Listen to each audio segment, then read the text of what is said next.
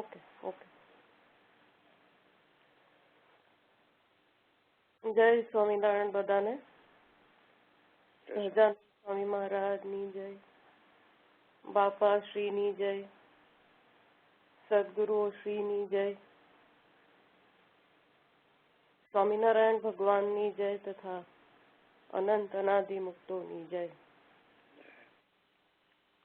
A humble prayer in their lotus feet and our Guru, Anadimukta Param Pujya Narayan Mama and Leela Masi's lotus feet, to augment this assembly with their divinity and grace, and to enhance our knowledge and guide us towards them.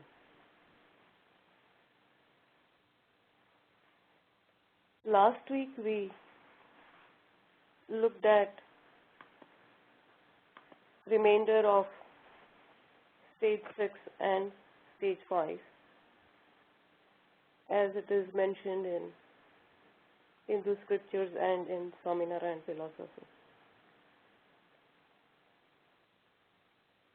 This week we will map science to these states and talk about some scientific discoveries and theories. Since we have stepped higher up in the hierarchy, some of the concepts have also become more involved scientifically and mathematically.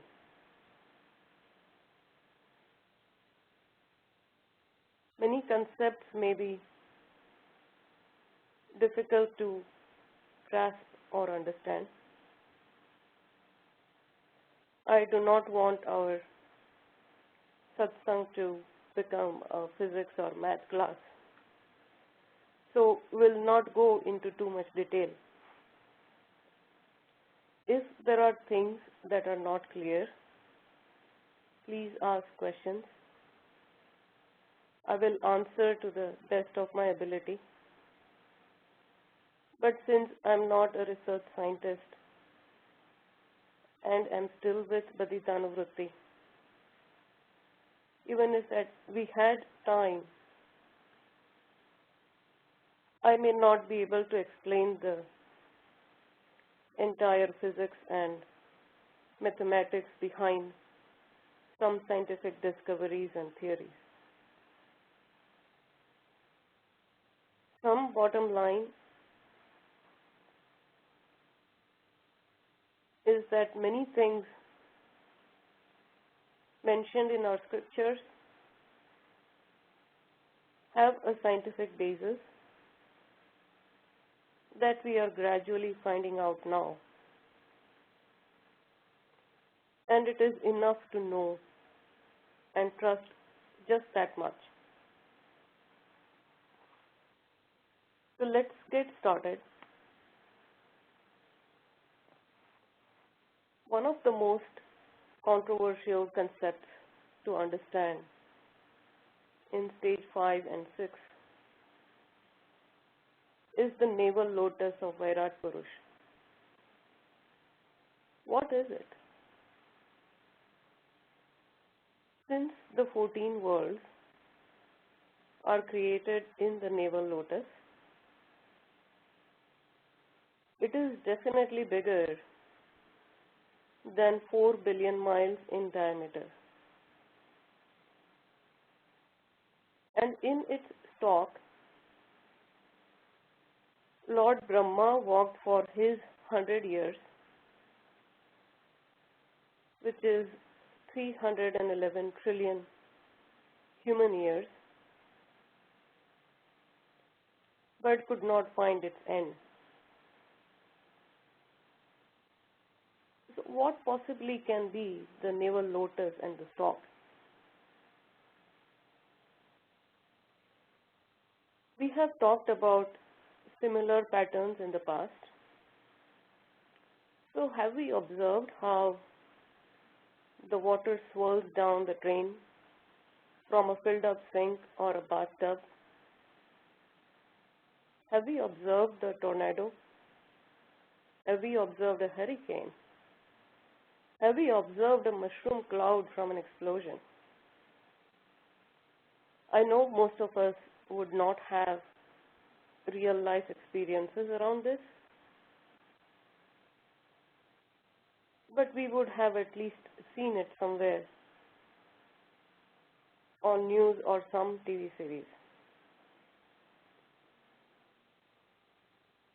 The pattern seen in all of these consist of a spiral or a stalk and then an expansion,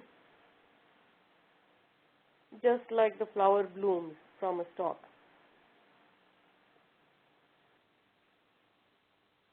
It is holy time, and a fun way to understand this, maybe with a water gun or pitchkari. The water emerges out of it very initially as a stream from a small hole and then expands all around, splatters all around, due to the force with which it is thrown out. Similarly, something emerged from the body of Virat Purush with tremendous but regulated force. The shape of it looked like a flower, and therefore the navel lotus. Since the force was regulated, it came out in a very symmetrical way, and lotus is one of the most symmetrical flowers and is used very commonly to represent spiritual progress, wealth, etc. So a scientific way to understand the navel lotus is as a vortex of energy of creation which expanded into symmetrical space to create the 14 worlds, like a flower blooms from its stalk, or like the water emerges from a water gun. This vortex need not be a straight stalk, but a spiral or a convoluted stalk. The reason is, given 311 trillion human years, if Lord Brahma only walked 3 human miles every human year, he would have still found the end of the stalk if it was a straight stalk. We will look at dimensions next week and probably touch upon it next week as well, but just wanted to mention that there must be some curves or convolutions or spirals in that stalk. So it was the energy of creation which arose from the body of Virat Purush, which helped create the space for 14 worlds.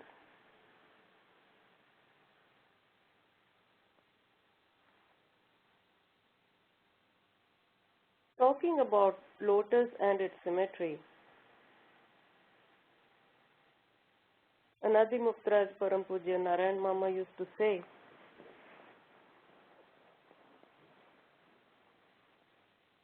that the divine form of Lord Swaminarayan, the Murti, is super symmetrical. He would get blissfully overjoyed talking about it and say, the divine form is so beautiful, so symmetrical. And then he would pause.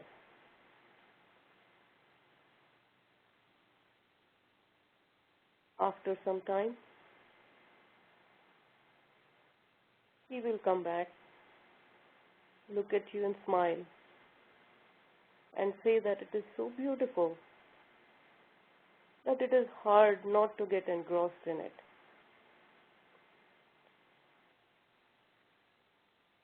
A study has shown that people we find beautiful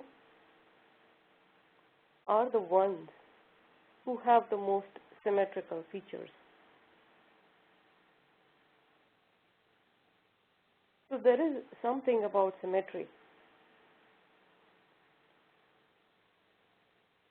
In particle physics, there is a theory of supersymmetry which states that every particle has its superpartner, one operating at higher energy level and another at lower energy level. Just like there are multiple octaves in a musical instrument. In fact, physicists have been talking about symmetry and patterns all along.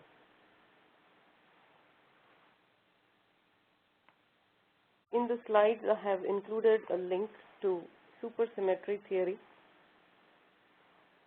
for those who are interested in reading further. The text in this link is a little old, about 3 years old, but it is nevertheless an interesting read. It is from the theories leading to supersymmetry and the theory of supersymmetry that the existence of boson and Higgs boson was predicted. So boson and Higgs boson are quantum particles.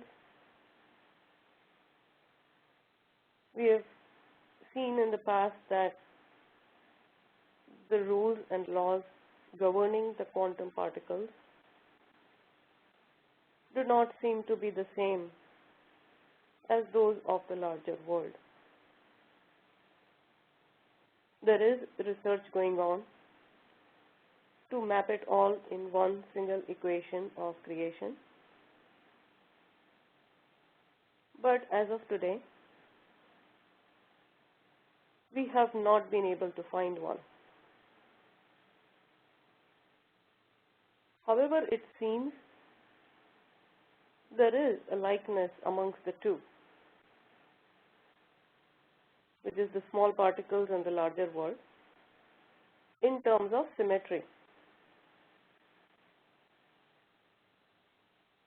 One of the models used to describe the behavior of infinitesimally small particles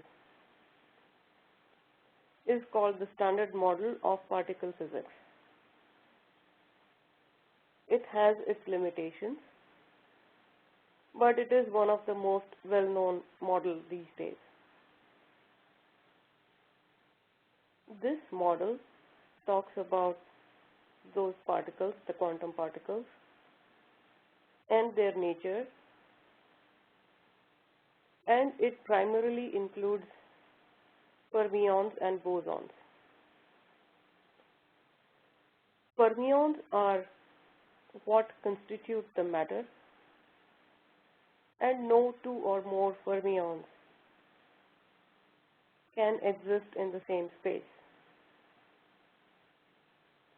Their supersymmetry partners, the bosons, on the contrary, are the energy particles, and more than one boson can occupy the same space. In one of the satsangs, we talked about 4 fundamental forces: the electromagnetic, the strong, the weak, and the gravitational. These forces are carried by different types of bosons: electromagnetic force by photons, strong force by gluons, weak force by W and Z bosons, and gravity by gravitons. Gravitons are not yet found, and it is believed that even if we find gravitons, they will quickly disappear in other dimensions that we cannot see or perceive. Talking about bosons brings us to the question of what is Higgs boson?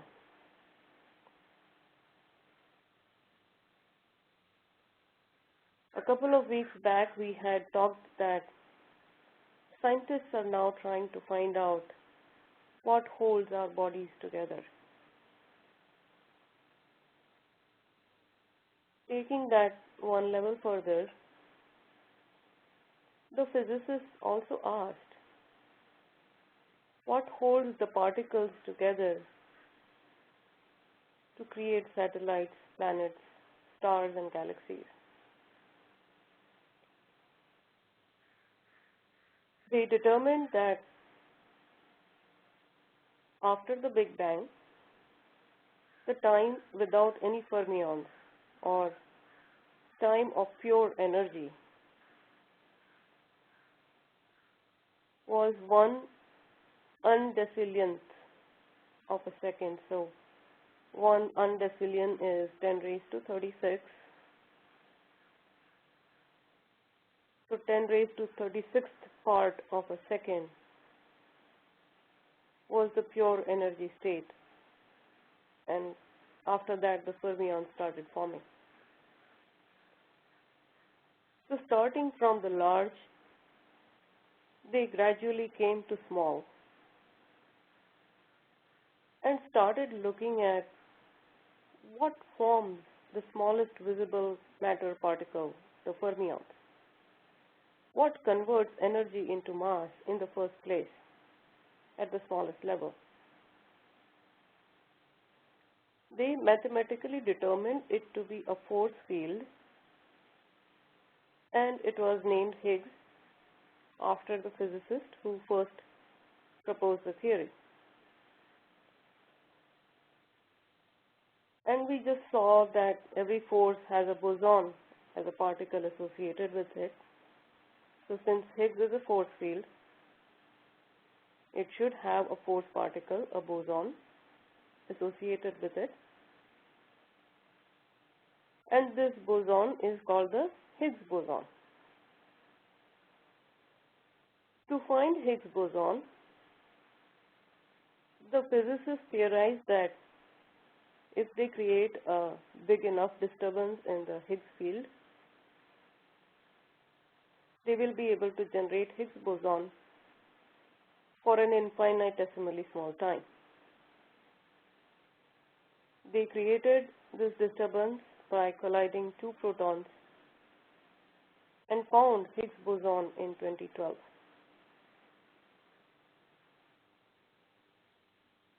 Or 2012. However, the mass of Higgs boson is much smaller than what it should have been based on mathematical equations and theory of the Standard Model and supersymmetry. Due to this finding, there is now one belief that there is not one but 5 Higgs bosons, and hence 5 Higgs force fields, not one. So given that there is a possibility of multiple Higgs bosons, there is a possibility of multiple force fields governing the universe at different levels. Each Higgs boson interacts only with its own Higgs field and therefore goes unnoticed in other parallel Higgs fields. Higgs boson slows down some particles, just as magnet slows down metal particles, and thus forms matter. But it does so only in its own Higgs field. Bosons pertaining to our Higgs field will pass unnoticed in other Higgs fields, and likewise, bosons from other Higgs fields will be undetectable in our Higgs field and flow through seamlessly.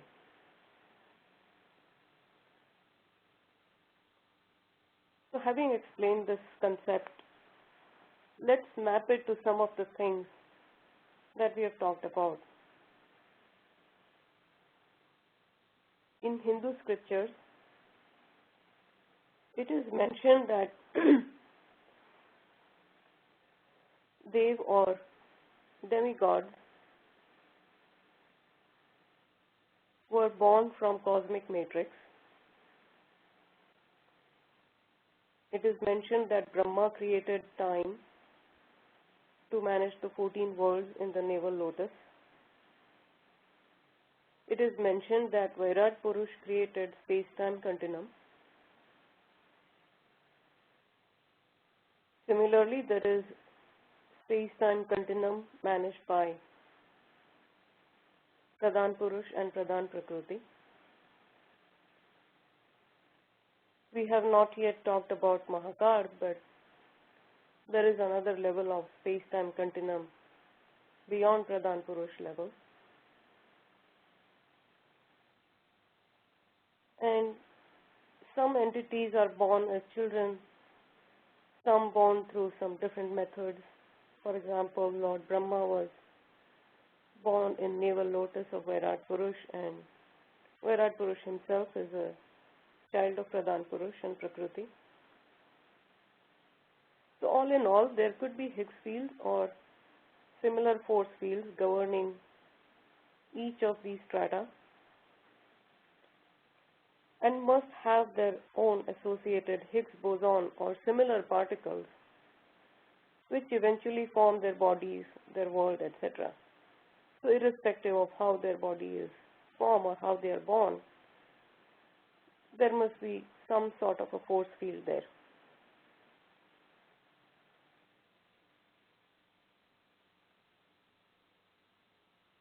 So let's say, for example, that Lord Brahma created 14 such force fields for the 14 worlds. These worlds could be intertwined and exist in the same time-space continuum, but be governed by different force fields and different laws of physics in each force field. In addition to force fields, there could be other space-time continuums intertwined with ours, the one created by Virat Purush, the one created by Pradhan Purush, and it could all exist in the same physical area or vicinity without ever being noticed or without ever interfering with each other. So even though science has managed to look at distant galaxies and stars, there may still be intertwined worlds which they may not be able to see, and those may not be very far away.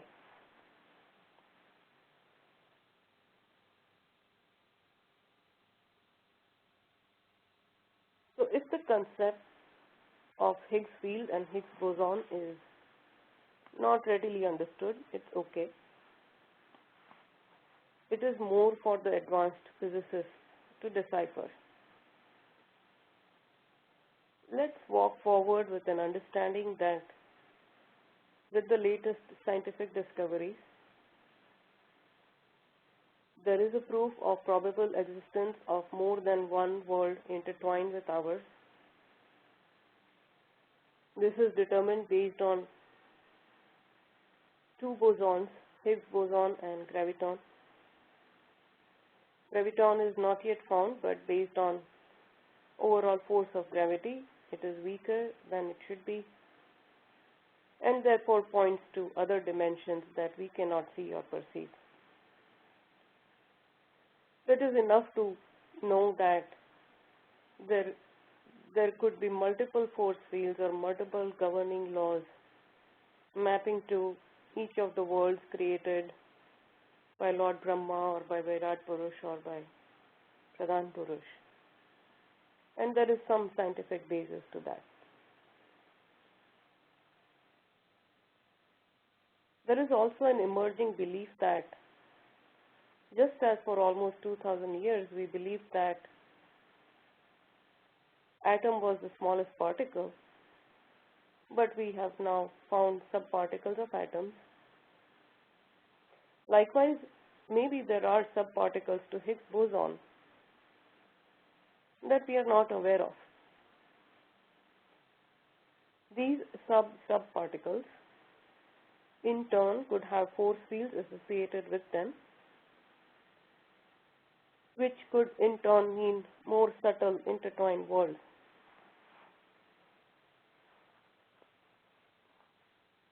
The LHC, the Hadron Collider, is undergoing upgrades right now and will reopen in 2015 with much greater capacity. When it reopens, one of the things that physicists want to do is look into particles smaller and subtler than Higgs boson. It is believed that these subparticles may be combined in different ways to form multiple bosons, as well as to form dark matter. Talking about dark matter was an imaginary thing a few years ago, but now it is a real thing. Its existence is proven by gravitational lensing. I will not go into the details of what is gravitational lensing, but because of gravity we are able to see things past dark matter, and that shows that there is dark matter. It is believed that dark matter constitutes 26.8% of the total mass and energy in the universe. And then there is also dark energy, which is continuously expanding the universe, and it constitutes 68.3% of total mass and energy in the universe. Of the remaining 5%, 4.6% is the matter that is visible to us, and 0.4% are the neutrinos.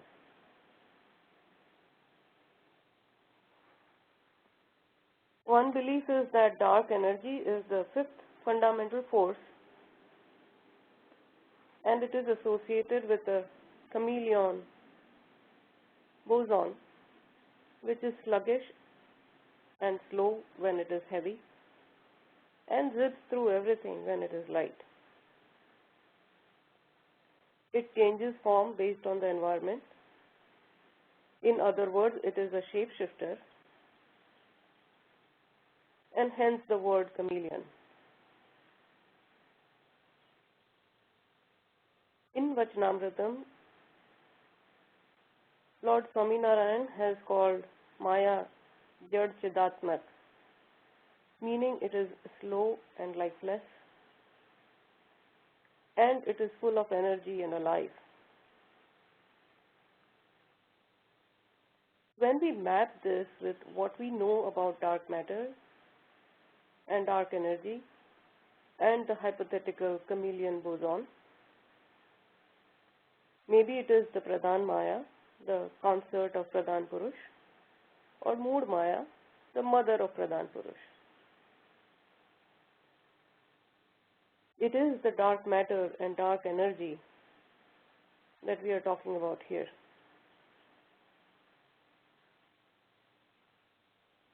Another reference is that Lord Swaminarayan and Sri Abjiva Pashri have mentioned that beyond the layer of Pradhan Purush is the darkness of Mood Maya all around, and no one can see the divine brilliance beyond that. When we talk about dimensions next week, we'll most probably end up mapping Pradhan Purush to galaxies, and the dark matter and dark energy would then subsequently map to Mood Maya, the mother of Pradhan Purush. I want to disclaim that this is speculative mapping.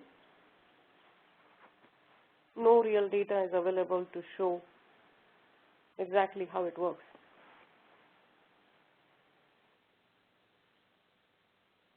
While on the topic of particle physics,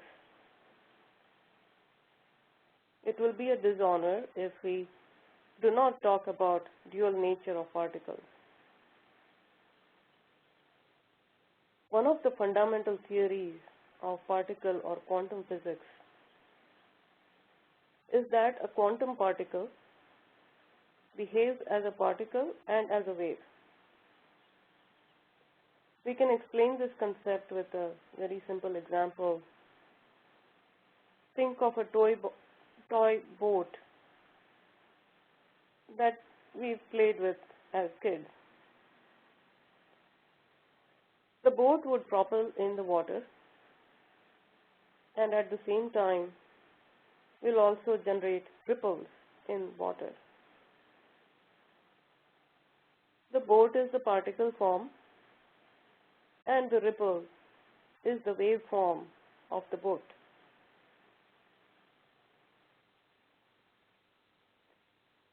The wave form of a particle is, however, not the effect of the particle form. It is determined that there are pilot waves in the waveform which decide the direction and next states of the particles. Associated with the theory of duality is Heisenberg's uncertainty principle, which says that at any given time, one cannot exactly say where a particle is going to be. When we combine these two together, what we get is that at any given point in time, the position of the particle and its nature or form is unpredictable. Also, through its waveform, the particle can exist in two different places at the same time.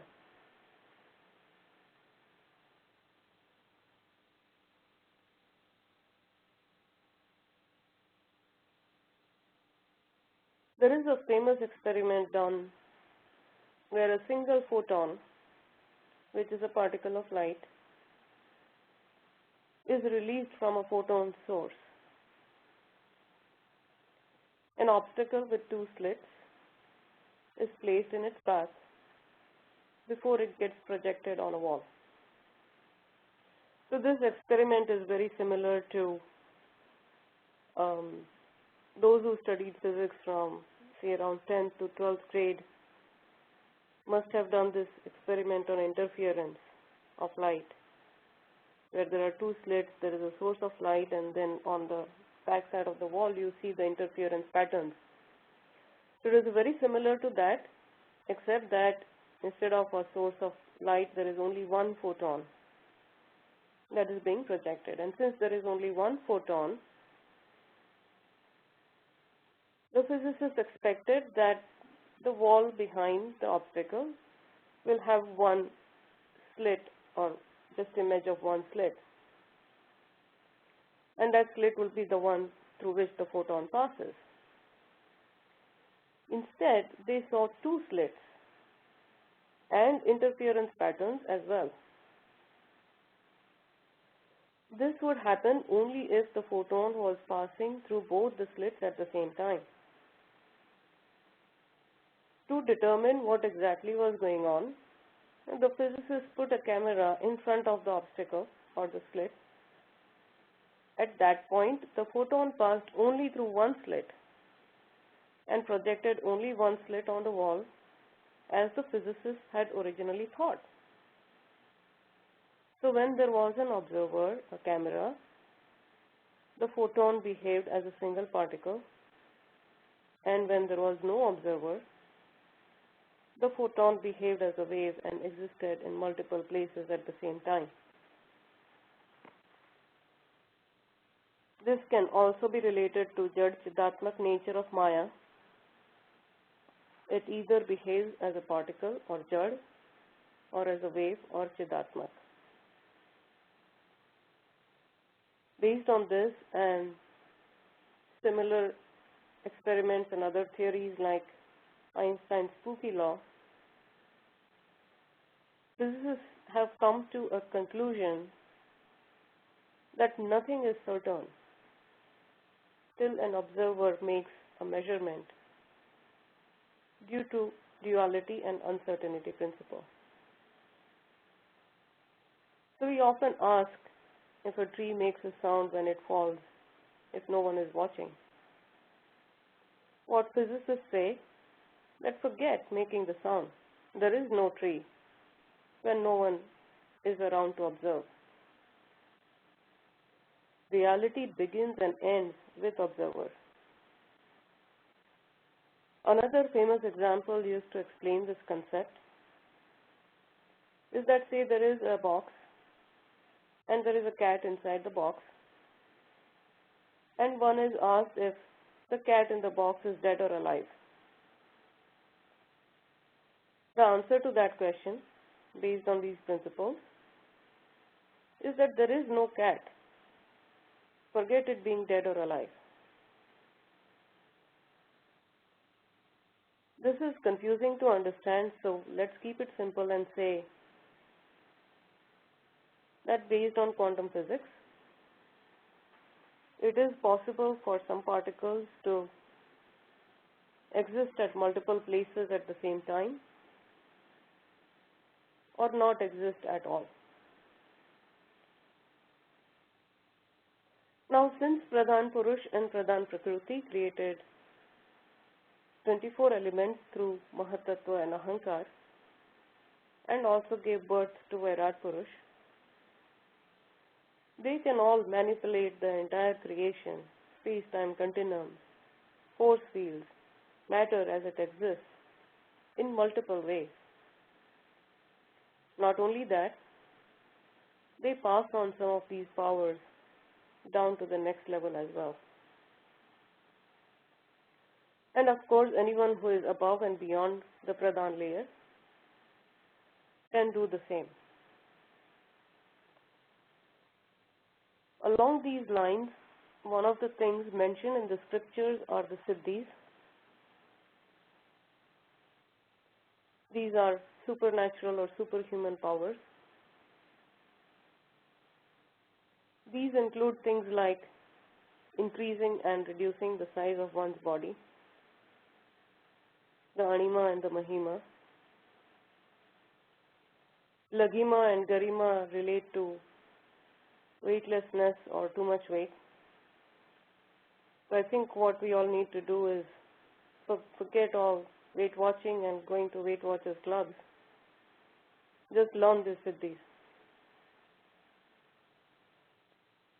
The Laghima Siddhi, become weightless. So Hanumanji showed these in Ravan's palace in Lanka. This could involve manipulating Higgs boson and similar particles, like the chameleon boson, to increase and decrease weight, to walk through matter, to see and hear distant things, shape shift, etc. The manipulation of dual nature of particles can be used to attain siddhis like walking through matter, being visible at multiple places at the same time, and so on.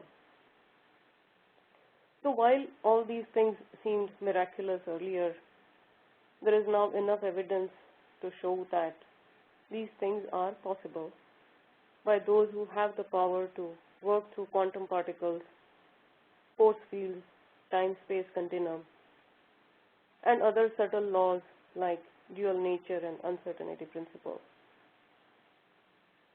This power to manipulate matter and energy comes through by default in some spiritual strata.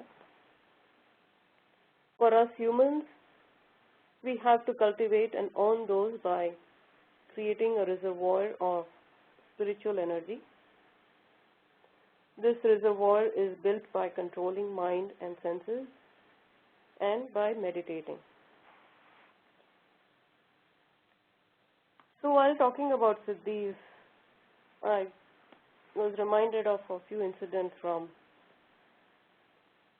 life of Anadimukta Raj Param Pujya Narayan Mama, and I thought it would be great to share. I'm sure a lot of us have either experienced it directly or heard about it. Anadimukta Raj Param Pujya Narayan Mama once attended a sabha in Saraspur temple as well as the Moody temple at the same time. Later, when the devotees from both the temples got together, they realized that he was at two places at the same time. There are similar incidents from life and times of many Anadimukta like Sri Abji Bapa, Sri Gopalan Swami, Anadimukta Raj Homchand Bapa, and of course Lord Swaminarayan himself. During the Ras at Panchada, where he had one form in Ras with every saint. During that Ras, he got the half Kali Yuga out. Thanks to Sadguru Anadimukta Sri Brahmanand Swami, we are still living in Kali Yuga. What happened was the Ras continued for almost half the night, and the saints were getting tired. The next day was a huge celebration. So Sadguru Sri Brahmanand Swami was concerned about the health and wellness of the saints. So he asked one of his disciples to go to the residence of the saints and start shouting, "Thief, thief." All the saints scattered and the Ras stopped. Later on, Lord Swaminarayan explained that he wanted to continue with the Ras the whole night and get rid of Kali Yuga. But since the Ras continued only half the night, only half of the Kali Yuga was through. So we'll talk about Kali Yuga next week when we talk about dimensions and timelines, as to what's the length of the Kali Yuga and how much of it is gone. Another incident is the 12 forms of Lord Swaminarayan at the Hindodo in Dinanbag, Vadtal. The second incident from Anadimukta Raj Param Pujya Narayan Mama's life was when he visited the US. Some devotees took him for a casual medical checkup with the thought that the doctors who would see him would benefit by meeting him. The doctor asked Anadimukta Raj Param Pujya Narayan Mama to push his hand a little to determine the strength of Anadimukta Raj Narayan Mama's hand. So Anadimukta Raj Param Pujya Mama gently pushed doctor's hand. The doctor asked to push the hand a little harder, and Anadimukta Raj Param Pujya Mama pushed doctor's hand a little harder, and the doctor was thrown off to the wall. There was so much force in his hand, and those who have met him, I'm sure almost all of us have met him, know that he was not that big as to be able to push someone to a wall. Similarly, in his childhood, Lord Swaminarayan ended up having a competition with Mal, the wrestlers, are called mal in um, Gujarati and Hindi. So Lord Swaminarayan untied a chain to one of his legs and asked the mul to move his leg. And all the muls together, with all their strength, could not move his leg even a little bit. There are similar incidents from life and times of other avatars like Lord Krishna's Ras Leela, Lord Krishna's Malyud, Hanumanji's leap to the sun, Hanumanji's visit to Lanka, etc., where we find all across Hindu scriptures about these kinds of miraculous behaviors. Last week we talked about sound levitation.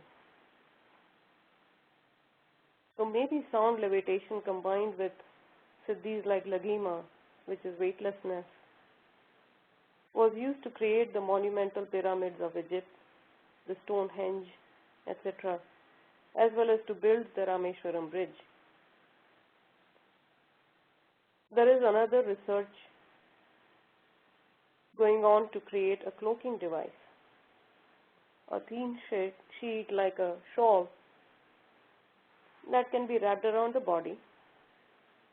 The sheet would have the capability of manipulating the particles around it to hide anything under it and show through and through.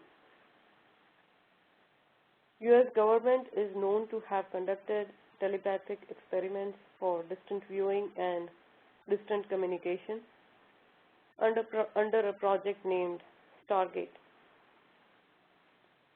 These are real experiments that are being conducted which align with siddhis mentioned in Hindu scriptures. These are no longer talks of some old scriptures, but a possible future reality.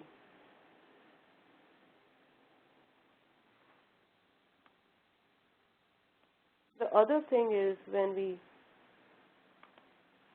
apply the duality and uncertainty principles to time-space continuum, we get a creation where there are immense possibilities. On WebEx, I have a picture for determining a gradient descent of a mathematical equation. Do not worry about the detailed concept. Just look at the picture.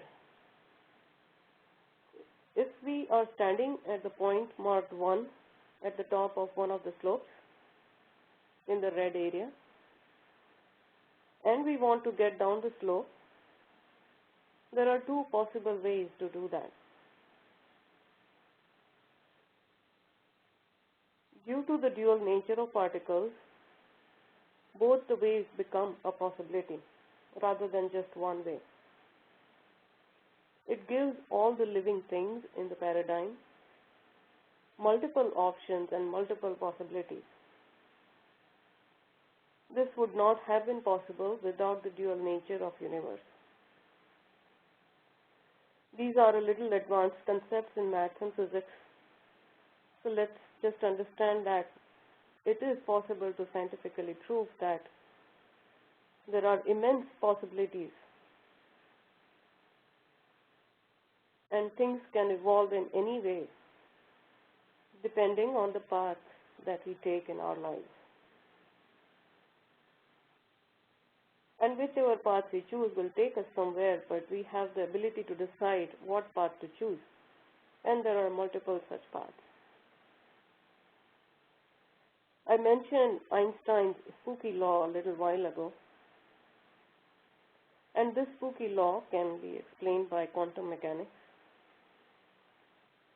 In essence, what this law states is that if there are two particles related to each other and with exactly opposite spins and are joined at some point in time and are separated later on, each particle still seems to know what is happening to the other particle and is able to change its behavior accordingly.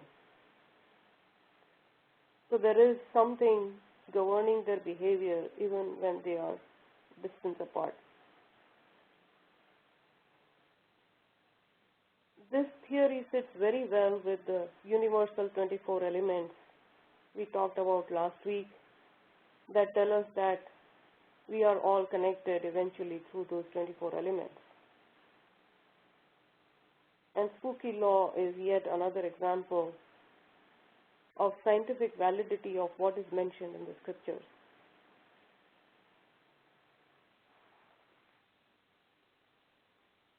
So far what we did today was we mapped Higgs field to different categories and looked at the possibility of many intertwined worlds and many time-space continuums.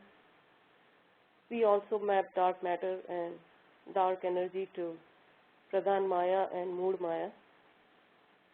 We then talked about dual nature of particles and uncertainty principle and understood Siddhis, multiple options in every situation, and the validity of us all being connected universally through 24 elements. During the course of our satsangs, we have looked at biological hierarchy, physical hierarchy, and spiritual hierarchy, and made our best effort to align them together and establish credibility of what is mentioned in the scriptures as spiritual hierarchy. We visited black holes, which could relate to Lord Shiv, to destruction state of Virat Purush, to Tamas Ahankar, and so on, depending on their size. Likewise, there is a hierarchy of creation of satellites, planets, stars, clusters, galaxies, galactic clusters, and so on. So all in all, what we have done is we have looked at multiple ways of understanding hierarchy and taken multiple approaches to understand it.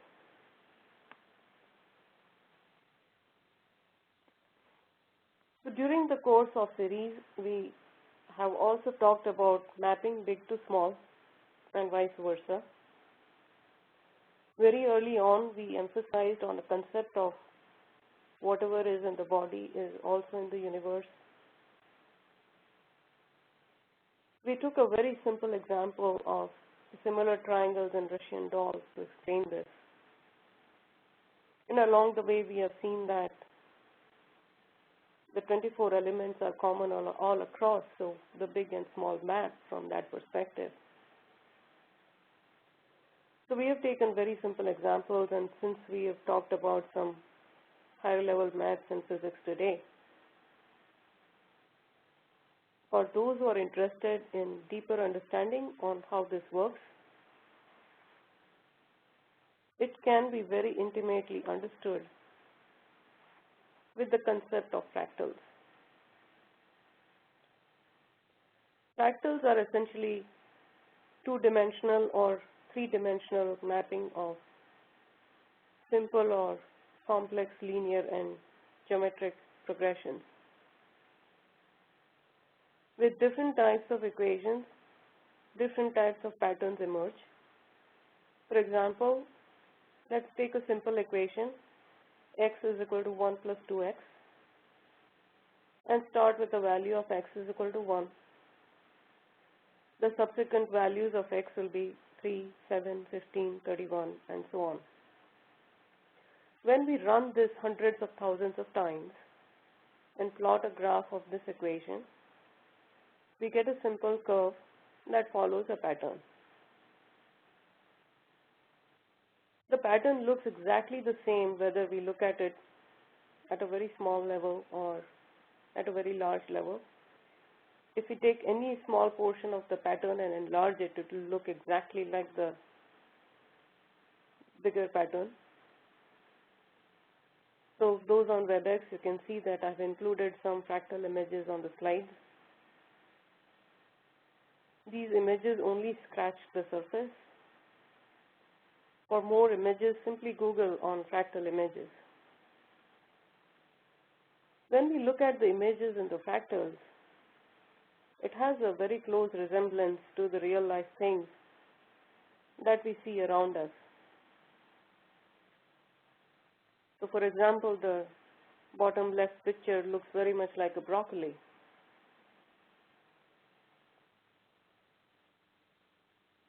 It also helps map large to small and vice versa. It also helps us mathematically grasp the concept of how the large maps exactly to the small. For those who want hands-on experience, there are fractal generators available out there on the internet that can be used to generate our own fractals. So be creative. Write your own equation of creation. Try to arrive at an equation for something you see around you. Explore.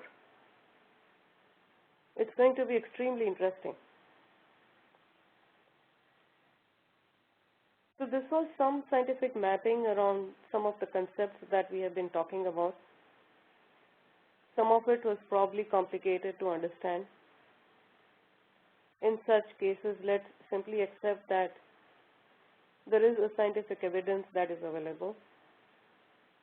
There is tremendous knowledge out there around all these concepts.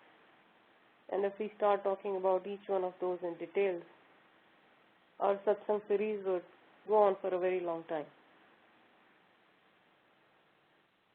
So we have maintained it at a manageable level. Next week we will talk about dimensions mentioned in Hindu scriptures and Vachanamritam and map them to dimensions as science knows today. So that is all for today. Thank you to the Satsang Sabha for being patient and spending this time. And please be kind to overlook my shortcomings. May Lord Swaminarayan and His Anadimukta bless us all. Happy Holi to everyone. Jai Swaminarayan. And Vishal Bhai, over to you.